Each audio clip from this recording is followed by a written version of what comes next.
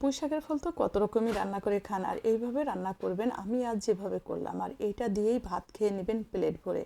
চলুন তাহলে দেখা যাক। সুপ্রিয় দর্শক, আসসালামু আলাইকুম, সবাইকে ওয়েলকাম। এখানে আমি 500 গ্রাম পুঁই শাকের ফল নিয়ে এসেছি, আর এটাকে ভালো করে বেছে দেখেন এই সাইজ করে কেটে নিয়েছি। এখন একটা কড়াইতে দিয়ে দিলাম, আর দিয়ে দিলাম পর্যাপ্ত পানি।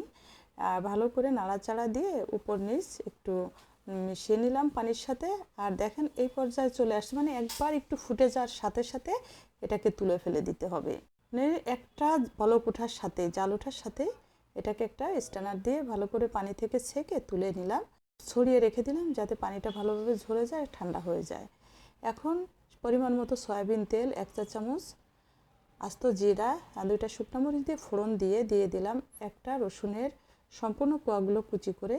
ভালো করে লাল লাল হয়ে গেলে এটার ভিতর দিয়ে দিলাম পুঁইর ফল, আর ফলটা দিয়ে আর দিয়ে দিলাম 1 কাপের মতো পেঁয়াজ কুচি, মোটা করে করে কেটে রাখা পেঁয়াজ। একটু নাড়াচাড়া দিয়ে সব কিছু মিশিয়ে এখন অ্যাড করে দিলাম স্বাদ অনুযায়ী লবণ। এখানে আমি 1 চা চামচ লবণ ব্যবহার করেছি। আর দিয়ে দিলাম 1 চা চামচের একটু কম হলুদের গুঁড়া। ভালো করে নাড়াচাড়া দিয়ে ভালো করে মিশিয়ে এখন ঢাকনা দিয়ে ঢেকে রান্না করে নিলাম 3 মিনিটের মতো। ঢাকনাটা তুলে দেখেন বেশ খানিকটা পানি ছেড়েছে। এখন আবার একটু নাড়াচাড়া দিয়ে উপর নিচ করে দিলাম,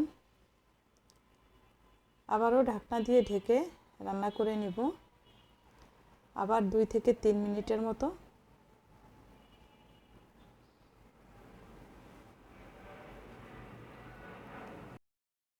ঢাকনাটা তুলে নিলাম,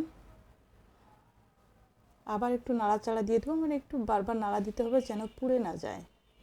হ্যাঁ, সাইডে পুড়ে গেলে কিন্তু এর যে স্মেলটা আছে এটা একদম ফ্লেভারটা চলে যাবে, পুরো একটা গন্ধ হয়ে যাবে। পানি কিন্তু শুকিয়ে আসছে।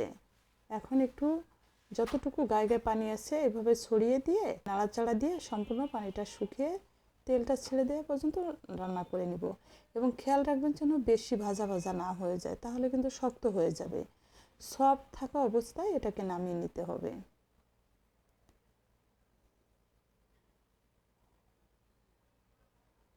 বারবার করে নাড়াচাড়া দিয়ে দেখেন হয়ে আসছে। আর একটু কাছ থেকে দেখেন কেমন হয়েছে। এইভাবে করে রান্না করবেন এবং গরম গরম ভাতের সাথে খাবেন, আর প্লেট ভরে ভাত খেয়ে নেবেন। এইটা দিয়েই অসম্ভব টেস্ট হয়, অবশ্যই ট্রাই করবেন। আর পুষ্টির গুণে ভরপুর এই পুঁই শাকের ফলটা এখন কিন্তু প্রচুর বাজারে পাওয়া যাচ্ছে, অবশ্যই ট্রাই করবেন। যার জন্য শেয়ার করে রেখে দেবেন আপনার টাইমলাইনে।